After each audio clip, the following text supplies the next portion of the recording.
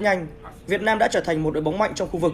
Điển hình là Việt Nam đã đánh bại Malaysia trong trận chung kết AFF Cup 2018. Bên cạnh đó, không thể không nhắc đến Malam-malam trending di Asia Tenggara. Komentar gila Presiden AFF Hief Samet. Singgung Erick Thohir begini. Media Vietnam geram.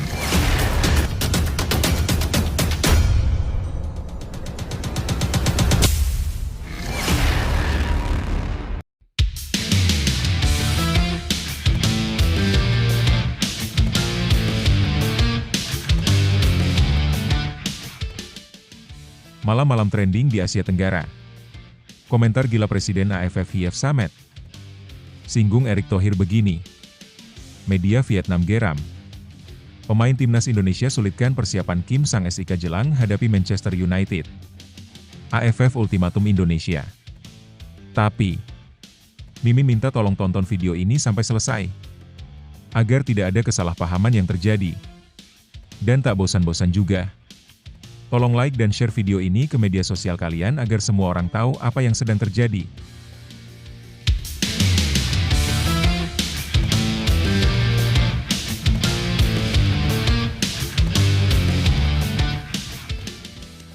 Media Vietnam, Soha VN, mengungkapkan kekecewaannya terhadap keputusan timnas Indonesia yang dinilai menyulitkan pelatih Kim Sang SIK dalam mempersiapkan laga spesial ASEAN All Stars melawan Manchester United.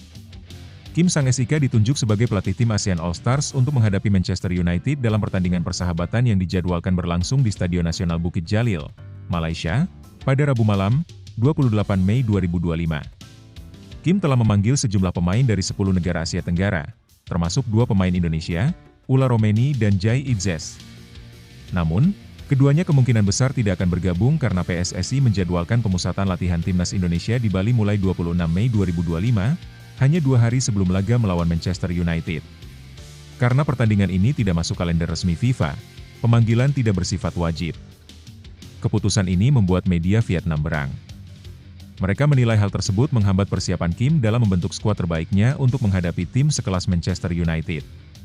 Pelatih Kim Sang SIK menerima kabar yang kurang menyenangkan dari PSSI. 2 pemain Indonesia kemungkinan besar tak akan ikut serta dalam skuad ASEAN All Stars. Ini tentu jadi kabar buruk bagi persiapan tim, tulis Soha VN. Ketegangan memuncak ketika Presiden AFF Hief Samet akhirnya angkat bicara. Dalam sebuah konferensi pers yang penuh emosi, ia melontarkan kritik pedas terhadap PSSI. Saya benar-benar tak habis pikir. Ini Manchester United, klub legendaris dunia. Dan kalian menolak melepas 2 pemain demi sebuah latihan? Ini bukan hanya mengecewakan, ini penghinaan terhadap semangat persatuan ASEAN. Dengan wajah merah padam dan suara meninggi, Presiden AFF bahkan mengancam akan mengevaluasi ulang kerjasama dengan PSSI dalam kegiatan-kegiatan ASEAN mendatang. Kalau Indonesia tetap keras kepala, saya tidak segan-segan mengeluarkan Indonesia dari anggota AFF. Catat itu. Kalau semangat kolektif ASEAN tak bisa dihargai, buat apa kita berbicara soal kebersamaan? Kami akan bahas ini dalam rapat darurat AFF. Kim Sang SIK sendiri kini harus merombak strategi awalnya dengan waktu yang sangat sempit. Lawan mereka bukan tim sembarangan. Tanpa kekuatan penuh, laga ini berpotensi menjadi tantangan berat, bahkan mimpi buruk. Nah, sebelum lanjut mendengar berita ini, untuk para netizen, keluarkan satu kalimat pamungkas untuk menanggapi kabar ini. Ayo teman, berikan tanggapan kalian di kolom komentar. Bravo Timnas, bravo Patrick Kluivert, bravo PSSI, ayo Garuda. Buktikan bahwa level kita sudah dunia. Buktikan bahwa kita adalah raksasa Asia. Tiket Piala Dunia harga mati. Di sisi lain, jangan lupa juga satu kalimat khusus untuk Patrick Kluivert CS yang sedang berusaha keras memajukan sepak bola Indonesia. Silahkan tulis di kolom komentar. Ayo terbang tinggi Garuda.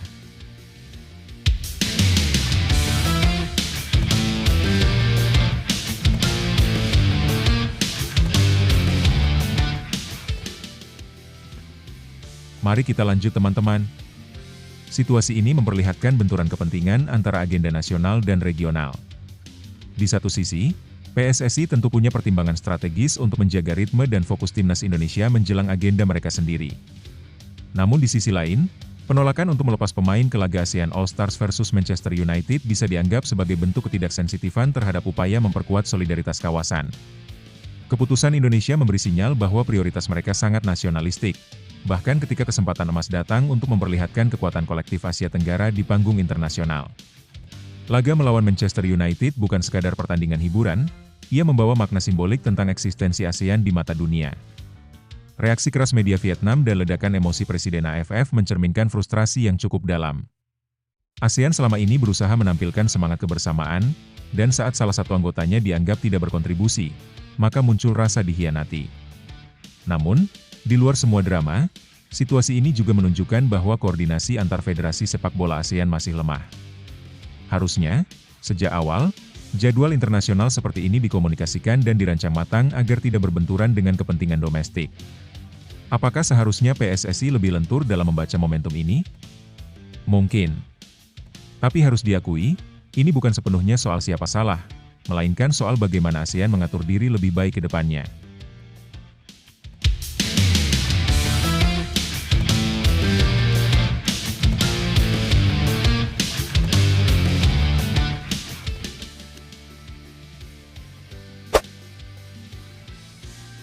Malam sempurna Ula Romeni, gol perdana, kemenangan penting, dan harapan ke Piala Dunia.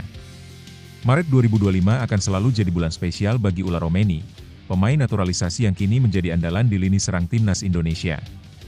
Dalam laga melawan Bahrain yang digelar di Stadion Utama Gelora Bung Karno, SUGBK, Jakarta, ia mencetak gol pertamanya di hadapan publik tanah air. Tak hanya itu, gol tersebut menjadi penentu kemenangan penting Garuda dengan skor tipis 1-0. Pertandingan tersebut merupakan bagian dari matchday ke-8 Grup C pada babak ketiga kualifikasi Piala Dunia 2026 zona Asia. Kemenangan itu menjaga asa timnas Indonesia untuk melangkah lebih jauh dan membuka peluang lolos ke babak keempat kualifikasi. Di tengah tekanan besar dan dukungan puluhan ribu supporter, Romeni tampil sebagai pahlawan. Bisa mencetak gol di kandang, di depan fans yang luar biasa, rasanya sulit digambarkan dengan kata-kata. Malam itu benar-benar sempurna. Kami tahu betul bahwa kami harus menang, dan ketika itu terjadi, semuanya terasa seperti mimpi, ujar Romeni kepada media resmi timnas, Kita Garuda. Bagi pemain berdarah Belanda ini, gol tersebut bukan hanya sekadar angka di papan skor.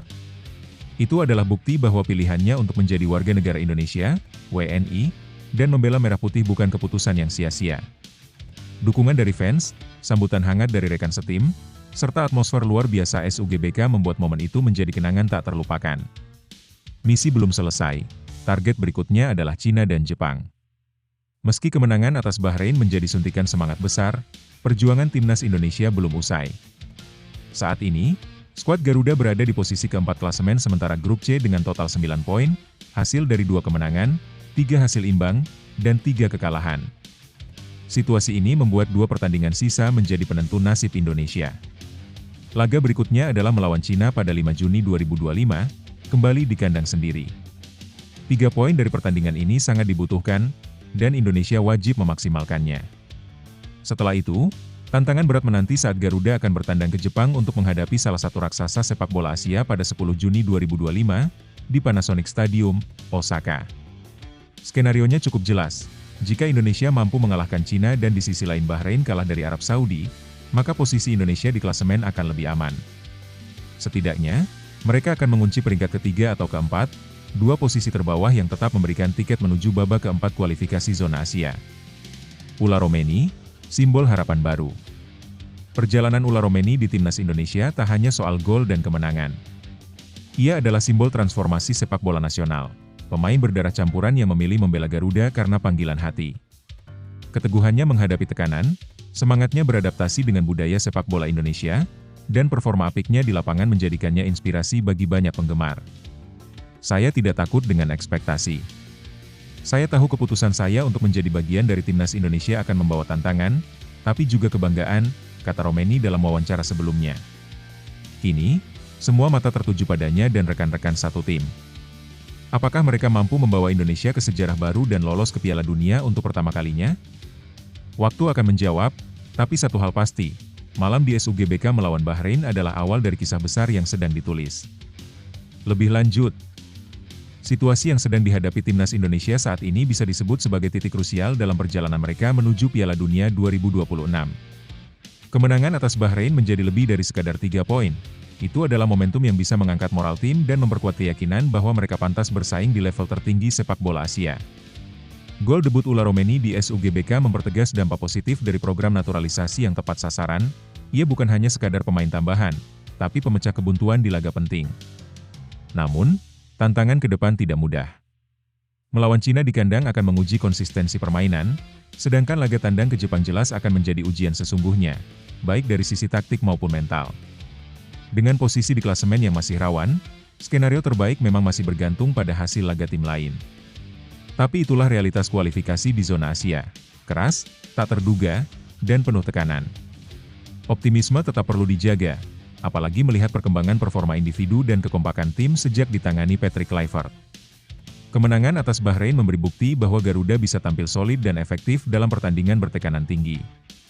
Jika momentum ini dijaga, bukan tidak mungkin Indonesia mencetak sejarah baru. Yang dibutuhkan sekarang adalah fokus penuh, disiplin strategi, dan tentu saja, dukungan tak henti dari seluruh pencinta sepak bola tanah air. Perjalanan timnas Indonesia menuju Piala Dunia bukan hanya soal sepak bola. Ini tentang mimpi jutaan rakyat yang ingin melihat merah putih berkibar di panggung dunia. Setiap peluit, setiap tackle, setiap gol adalah bukti bahwa kita mampu bersaing, bukan cuma jadi penonton. Kemenangan atas Bahrain adalah bukti nyata bahwa dengan kerja keras, disiplin, dan keberanian, tidak ada yang mustahil. Untuk para pemain, ingatlah, kalian bukan hanya membawa nama tim, tapi juga harapan bangsa. Tekanan itu besar, tapi semangat yang kalian bawa lebih besar. Bermainlah dengan hati, dengan keberanian, dan dengan keyakinan bahwa sejarah sedang kalian tulis. Dan untuk seluruh supporter, teruslah percaya. Karena ketika stadion bergemuruh dengan nyanyian kalian, itu bukan hanya suara, itu adalah tenaga, semangat, dan kekuatan yang mendorong Garuda untuk terbang lebih tinggi. Indonesia bisa. Garuda bisa. Dan bersama, kita bisa menembus batas yang dulu dianggap mustahil. Jelang duel lawan Manchester United, pelatih ASEAN All Stars hadapi tantangan, media Vietnam soroti sikap klub Indonesia. Laga persahabatan antara ASEAN All Stars dan Manchester United yang dijadwalkan pada 28 Mei 2025 di Stadion Nasional Bukit Jalil, Malaysia, tengah menjadi sorotan media kawasan. Alih-alih fokus pada persiapan taktis dan formasi, pelatih ASEAN All Stars, Kim Sang-SIK, justru dihadapkan pada tantangan pelik. Sulitnya mendapatkan izin dari klub-klub untuk melepas pemain ke laga bergengsi ini. Salah satu yang paling disorot adalah keputusan klub Indonesia, Persija Jakarta, yang belum memberikan izin kepada bek muda mereka, Muhammad Ferrari, untuk bergabung dengan tim ASEAN All Stars. Padahal, Ferrari masuk dalam daftar pemain yang dipanggil oleh Kim Sang-SIK untuk memperkuat tim gabungan Asia Tenggara melawan klub raksasa Inggris itu. Sementara itu, Asnawi Mangkualam, pemain Indonesia lainnya yang bermain di Liga Thailand, dipastikan bisa bergabung karena telah diizinkan oleh klubnya. Situasi ini membuat media Vietnam menyoroti peran dan keputusan PSSI, Persatuan Sepak Bola Seluruh Indonesia. Mereka mempertanyakan mengapa PSSI tidak mendorong klub-klub di tanah air untuk lebih mendukung agenda regional seperti ASEAN All Stars. Beberapa media bahkan menyebut Indonesia seolah enggan berkontribusi penuh dalam kerjasama sepak bola Asia Tenggara. Namun, Ketua Umum PSSI, Erick Thohir, memberikan penjelasan tegas. Ia menyebut bahwa status pertandingan ASEAN All Stars melawan Manchester United bukan bagian dari agenda resmi FIFA, sehingga keputusan pemanggilan pemain sepenuhnya berada di tangan klub.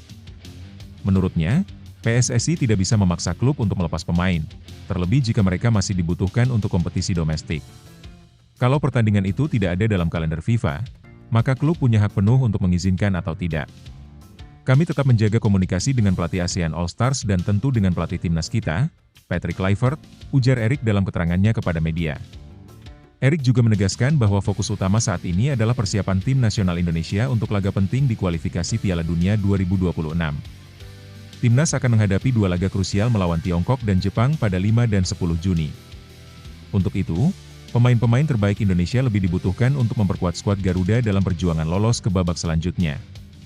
Saat ini, Indonesia menempati posisi keempat klasemen sementara grup kualifikasi dengan raihan 9 poin. Meski belum aman, posisi tersebut masih menjaga peluang untuk melaju ke putaran berikutnya. Maka, prioritas logis dari federasi adalah menjaga kebugaran pemain dan fokus terhadap agenda resmi FIFA yang berdampak langsung pada prestasi tim nasional. Di sisi lain, Laga ASEAN All-Stars melawan Manchester United tetap memiliki nilai strategis, khususnya dari sisi promosi sepak bola Asia Tenggara dan eksposur internasional.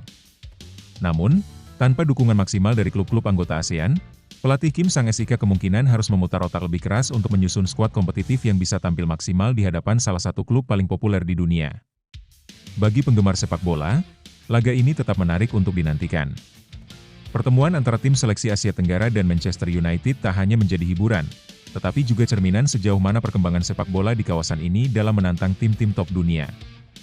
Lebih lanjut, situasi ini memperlihatkan tarik ulur kepentingan antara klub, federasi, dan tim regional dalam kalender sepak bola yang semakin padat.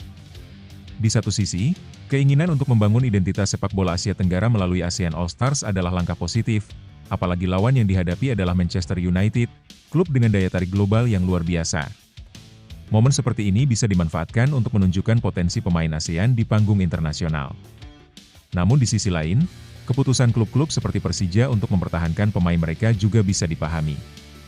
Laga tersebut tidak termasuk dalam agenda resmi FIFA, sehingga klub tidak punya kewajiban melepas pemain. Apalagi, pertandingan ini digelar sangat dekat dengan agenda penting seperti kualifikasi Piala Dunia, di mana prestasi tim nasional dipertaruhkan. Wajar jika federasi dan klub lebih mengutamakan kepentingan jangka panjang timnas ketimbang laga persahabatan sekalipun melawan lawan besar. PSSI tampaknya berada di tengah dilema. Jika terlalu memaksa klub melepas pemain, mereka bisa dianggap mengorbankan kepentingan kompetisi lokal dan kebugaran pemain. Namun jika terlalu pasif, mereka bisa disorot sebagai tidak mendukung kerja sama regional. Sikap hati-hati PSSI dalam hal ini mencerminkan realita bahwa banyak faktor harus dipertimbangkan dalam pengelolaan sepak bola profesional. Sementara itu, pelatih ASEAN All-Stars seperti Kim Sang-SIK tentu kesulitan menyusun tim terbaik jika dukungan dari negara-negara anggota tidak maksimal. Hal ini bisa menurunkan kualitas pertandingan dan membuat ajang ini kehilangan makna. Kalau ASEAN ingin serius memajukan sepak bola regional, mungkin kedepannya perlu dibuat kesepakatan yang lebih kuat antar federasi dan klub agar proyek seperti ini punya dampak yang nyata, bukan sekadar simbolis. Timnas Indonesia jadi incaran banyak negara. Rusia hingga Kazakhstan tertarik gelar laga uji coba. Timnas Indonesia tengah dibanjiri tawaran untuk melakoni pertandingan persahabatan internasional pada jeda FIFA Matchday bulan September 2025. Salah satu yang secara terbuka menyampaikan minat adalah Rusia. Hal ini diungkap langsung oleh Duta Besar Rusia untuk Indonesia, Sergei Tolchenov. Ia mengatakan bahwa bulan September adalah waktu yang memungkinkan untuk mengadakan laga uji coba antara timnas kedua negara.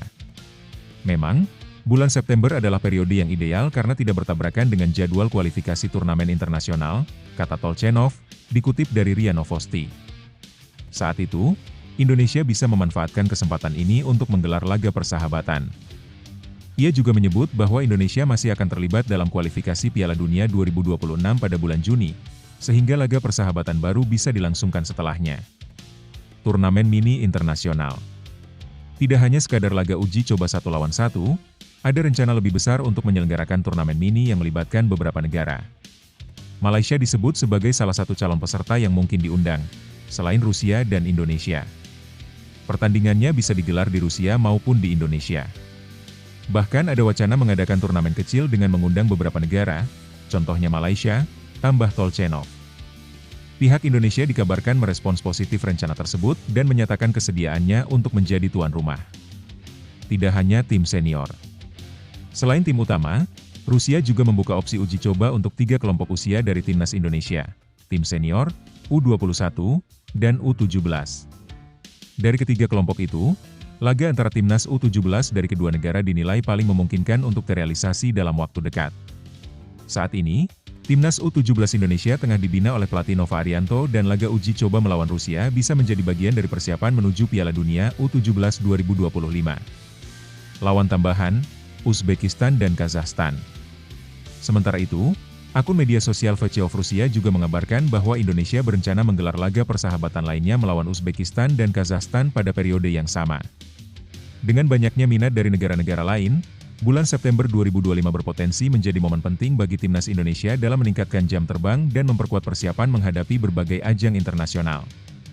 Lebih lanjut, situasi ini mencerminkan meningkatnya perhatian dunia terhadap perkembangan timnas Indonesia. Ketertarikan dari negara-negara seperti Rusia, Uzbekistan, Kazakhstan, hingga Malaysia untuk menggelar laga uji coba menandakan bahwa kekuatan sepak bola Indonesia mulai diperhitungkan di kancah internasional. Rencana pertandingan persahabatan ini juga menjadi peluang emas bagi timnas untuk mengasah kemampuan serta mengukur kekuatan melawan tim dari berbagai level dan gaya permainan. Dari sisi diplomasi olahraga, tawaran Rusia untuk menyelenggarakan turnamen mini adalah langkah positif yang bisa mempererat hubungan antar negara lewat sepak bola. Peluang untuk memainkan laga di 3 kelompok usia sekaligus, senior, U21, dan U17, juga menunjukkan komitmen jangka panjang dalam membangun pondasi timnas sejak usia muda. Jika benar-benar terlaksana, agenda ini bisa memberikan dampak besar terhadap perkembangan mental, strategi, dan pengalaman bertanding para pemain Indonesia. Namun, tantangan terbesarnya adalah soal kesiapan logistik, jadwal kualifikasi resmi yang ketat, dan konsistensi performa tim nasional. Bila semua pihak bisa menyusun rencana matang dan mendukung penuh program ini, maka uji coba internasional tersebut bisa menjadi batu loncatan besar untuk sepak bola Indonesia. Setiap undangan untuk uji coba dari negara-negara besar adalah bukti bahwa kerja keras dan semangat juang timnas Indonesia mulai mendapat pengakuan dunia. Ini bukan sekadar pertandingan persahabatan, ini adalah panggung pembuktian bahwa mimpi anak-anak bangsa untuk bersinar di level dunia bukanlah angan-angan kosong. Teruslah percaya pada proses, tetap rendah hati namun berani, dan jadikan setiap laga sebagai kesempatan untuk menunjukkan jati diri bangsa. Karena setiap peluit kick-off adalah langkah menuju sejarah. Jangan pernah takut menghadapi tim besar, karena Indonesia juga sedang tumbuh menjadi besar. Kisah haru Elkan Bagot, mengaku ingin jadi pilot dan berkarir di sepak bola Indonesia. Nama Elkan Bagot kini tak asing di dunia sepak bola Indonesia. Pemain muda berbakat ini sudah menjadi salah satu pilar penting dalam skuad timnas Indonesia. Namun, di balik kesuksesannya sebagai pesepak bola, Elkan mengungkapkan kisah haru tentang cita-cita masa kecilnya yang berbeda dengan jalur karir yang akhirnya ia pilih. Ia ternyata sempat bermimpi untuk menjadi seorang pilot sebelum akhirnya memutuskan untuk menekuni sepak bola, terutama di Indonesia. Elkan Bagot akui ingin jadi pilot. Elkan Bagot bercerita bahwa meskipun ia sangat menyukai sepak bola sejak kecil, ia sebenarnya memiliki cita-cita yang berbeda. Ia mengungkapkan bahwa dirinya memang mencintai sepak bola, tetapi pada awalnya tidak pernah berpikir untuk menjadikannya sebagai karir profesional. Saya memang menyukainya, sepak bola, tapi tidak pernah benar-benar berpikir untuk menjalaninya secara profesional. Saya punya aspirasi lain, ujarnya dalam sebuah wawancara di channel YouTube Serbert Lemon pada Jumat, 2 Mei 2025. Bagot bahkan mengakui bahwa di masa remajanya, ia sempat ragu antara melanjutkan karir sepak bola atau memilih menjadi pilot komersial. Saat berada di Ipswich Academy, saya sempat ragu apakah akan melanjutkan karir sepak bola atau mengejar jalur pilot komersial. Lanjutnya, mengenang masa-masa sulit ketika ia harus memilih antara dua impian besar dalam hidupnya. Keinginan untuk menjadi pilot memang sudah tertanam dalam dirinya sejak kecil. Meskipun begitu, sepak bola datang menghampirinya dan menawarkan kesempatan yang sulit untuk dilewatkan. Namun, meskipun karir sepak bola Elkan kini semakin cemerlang, kenangan tentang cita-cita awalnya tetap menjadi bagian dari perjalanan hidupnya. Awal karir sepak bola di Indonesia. Tak banyak yang tahu bahwa perjalanan Elkan Bagot di dunia sepak bola sebenarnya dimulai di Indonesia. Sebelum pindah ke Inggris, Elkan sudah menggeluti sepak bola sejak kecil. Ia bermain untuk beberapa tim sekolah dan bahkan tergabung dalam 6 tim berbeda saat masih tinggal di Indonesia. Saya sangat menyukai sepak bola sejak kecil. Saya bermain untuk tim sekolah, bahkan mungkin ada 6 tim yang saya ikuti waktu itu. Lalu saya pindah ke sini, Inggris, ujarnya. Pada awalnya, Elkan tinggal di Indonesia. Namun setelah keluarganya pindah ke Inggris, ayahnya menghubungi tim lokal Sunday League di sana, dan Elkan mulai bermain di liga tersebut. Awalnya saya tinggal di Indonesia. Setelah pindah, ayah saya menghubungi tim Sunday League lokal dan saya pun bermain di sana, kenang Elkan. Meski begitu, ia tetap mengingat Indonesia sebagai tempat pertama kali ia mengasah kemampuan sepak bolanya. Karir sepak bola Elkan semakin berkembang saat ia mendapatkan kesempatan untuk bergabung dengan Ipswich Academy. Saat itu, ia menyadari bahwa kesempatan ini adalah peluang besar yang datang hanya sekali seumur hidup. Ketika saya mendapat kesempatan masuk ke Ipswich Academy, saya pikir ini kesempatan sekali seumur hidup. Kalau gagal, saya masih bisa mengejar karir lain, katanya.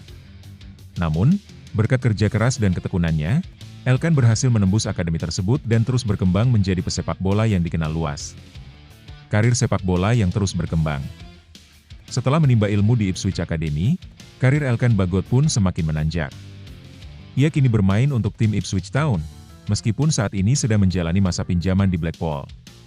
Keputusan pindah ke Inggris terbukti menjadi pilihan yang tepat, karena Elkan kini menjadi salah satu pemain muda yang menjanjikan di Eropa, sekaligus menjadi andalan bagi timnas Indonesia.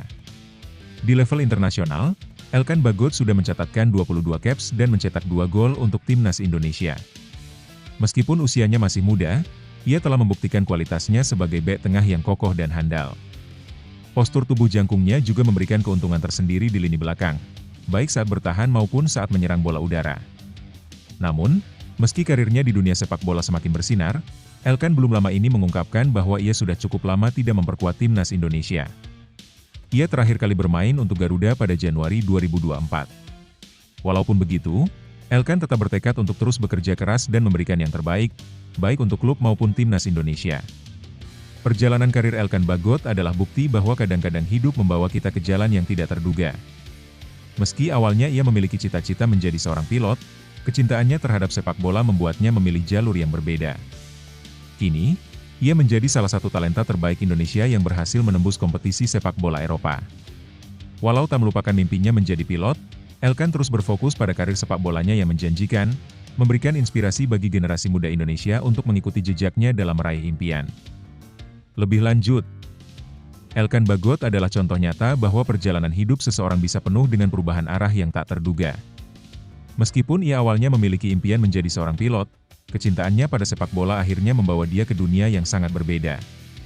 Keputusannya untuk mengejar karir sebagai pesepak bola profesional menunjukkan bagaimana sebuah kesempatan bisa mengubah hidup seseorang, dan bagaimana keputusan yang diambil dengan hati-hati dapat membuka peluang besar. Bagi Elkan, meskipun sempat ragu antara memilih jalur sepak bola atau menjadi pilot, ia tetap memutuskan untuk menekuni sepak bola karena kesempatan yang datang hanya sekali seumur hidup. Perjalanan karirnya yang dimulai dari Indonesia, lalu pindah ke Inggris dan berkarir di Ipswich Academy, menjadi bukti bahwa ia benar-benar memiliki tekad dan dedikasi yang tinggi dalam mengejar mimpinya, meskipun sempat mempertimbangkan jalur lain. Karir internasionalnya dengan timnas Indonesia menunjukkan betapa besar potensinya di dunia sepak bola. Di usia muda, ia telah mencatatkan 22 caps dan 2 gol untuk Indonesia, dan meskipun sudah cukup lama tidak memperkuat timnas Indonesia, kualitas serta kontribusinya tetap dihargai oleh banyak orang. Fakta bahwa ia terus berkembang di Eropa menunjukkan bahwa ia mampu bersaing di level yang lebih tinggi, dan memberi contoh bagi generasi muda Indonesia bahwa impian besar bisa dicapai dengan kerja keras dan fokus. Namun, keputusan untuk memilih sepak bola meski awalnya bukan rencana utamanya menunjukkan bahwa hidup kadang memberi kita pilihan yang tidak terduga, dan kita harus siap untuk mengejar kesempatan tersebut. Kecintaan Elkan terhadap sepak bola meskipun sempat ragu, pada akhirnya membawanya ke jalur yang sangat sukses, dan itu memberikan pelajaran bahwa penting untuk terbuka terhadap peluang yang datang, meski kita memiliki cita-cita lain sebelumnya. Joey Pelupesi dan Patrick Kluivert, sebuah kisah kedekatan yang mengantar ke Garuda. Joey Pelupesi, gelandang yang kini mengenakan seragam merah putih, mengungkapkan kisah yang jarang diketahui publik, hubungannya yang dekat dengan pelatih timnas Indonesia, Patrick Kluivert. Bagi Joey, Kluivert bukan hanya pelatih, tapi juga sosok yang telah memberikan inspirasi sejak lama, jauh sebelum ia resmi menjadi warga negara Indonesia. Pelupesi, pemain kelahiran Belanda berusia 31 tahun yang kini memperkuat Lommel SK di Belgia, baru saja menjalani debutnya bersama timnas Indonesia saat Garuda meraih kemenangan tipis atas Bahrain pada Maret 2025. Namun di balik itu semua, ada cerita menarik tentang bagaimana peran Kluivert membuka jalan baginya untuk mengenakan lambang Garuda di dada. Dimulai dari pesan singkat, berlanjut ke panggilan negara. Perjalanan Pelupesi menjadi bagian dari timnas dimulai dari sebuah pesan yang datang pada Januari 2025. Patrick Kluivert, yang saat itu telah resmi menjabat sebagai pelatih kepala Indonesia, menghubunginya secara pribadi. Saya mendapat pesan dari Patrick sekitar pertengahan Januari, saat saya baru saja bergabung dengan Lommel. Jujur, saya tidak menyangka komunikasi itu akan begitu cepat berkembang, ujar Joey dalam wawancara eksklusif di kanal YouTube The Highway. Ternyata, komunikasi tersebut bukan perkenalan pertama antara keduanya. Kluivert dan Pelupesi pernah bekerja sama ketika Joey masih bermain untuk tim muda FC Twente. Di sana, mereka bahkan sempat meraih gelar juara bersama. Kebersamaan itulah yang membentuk ikatan emosional antara keduanya. Sosok pelatih besar yang rendah hati. Saya mengenalnya cukup lama. Walaupun kami tidak terlalu sering berbicara, saya tahu dia adalah orang yang tulus. Saat Groningen promosi ke kasta atas, dia mengirimkan pesan ucapan selamat. Itu menunjukkan bahwa dia masih ingat dan peduli, kata Joey. Baginya, Kluivert bukan hanya legenda sepak bola Eropa yang pernah mencetak gol-gol penting untuk Barcelona dan Belanda. Di mata Joey, Kluivert adalah sosok hangat, rendah hati, dan sangat dekat dengan para pemainnya. Dia tidak berubah. Masih sama seperti dulu, hangat, rendah hati, dan selalu mencoba membangun kedekatan dengan para pemain. Saya sangat menghormatinya, bukan hanya sebagai pelatih, tapi sebagai manusia, ujarnya. Alasan emosional di balik pilihan membela Indonesia. Meski memiliki kesempatan untuk tetap bermain di Eropa tanpa harus menjadi WNI, Joey memilih jalan berbeda. Salah satu dorongan terbesarnya adalah rasa hormat dan kepercayaan yang diberikan Kluivert kepadanya. Kedekatan secara personal itu membuatnya merasa bahwa bergabung dengan timnas bukan sekadar keputusan profesional, melainkan pilihan hati. Ketika seseorang seperti Patrick mempercayai Anda, itu adalah kehormatan. Saya merasa punya tanggung jawab untuk menjawab kepercayaan itu dengan kerja keras dan dedikasi untuk Indonesia, kata Joey. Kini, dengan status sebagai pemain naturalisasi, Pelupesi siap memberikan yang terbaik untuk Garuda. Ia menyadari tantangan di sepak bola Asia sangat berbeda, namun dengan pengalaman panjangnya di Eropa serta bimbingan dari Kluivert, ia yakin bisa berkontribusi secara maksimal. Langkah awal, harapan besar. Joey bukan satu-satunya pemain keturunan yang datang ke Indonesia dengan semangat baru. Namun cerita kedekatannya dengan Kluivert memberi nuansa berbeda, ada nilai personal dan emosional yang kuat. Ini bukan hanya soal sepak bola, tetapi juga tentang hubungan antar manusia, kepercayaan, dan rasa hormat yang tulus. Kedepan, Pelupesi berharap dapat terus bermain reguler di timnas dan menjadi bagian penting dalam perjuangan Indonesia menembus babak-babak penting di kualifikasi Piala Dunia 2026 maupun turnamen-turnamen besar lainnya. Saya ingin membawa semangat dan pengalaman saya ke tim ini. Bersama Kluivert dan rekan-rekan, saya percaya Indonesia bisa berbicara banyak di level Asia, tutup Joey. Lebih lanjut, kisah kedekatan Joey Pelupesi dan Patrick Kluivert memberikan gambaran yang positif tentang suasana internal timnas Indonesia saat ini. Di balik keputusan seorang pemain keturunan untuk membela Garuda, ada faktor manusiawi yang sangat kuat, kepercayaan, penghargaan, dan rasa hormat yang tulus terhadap pelatih.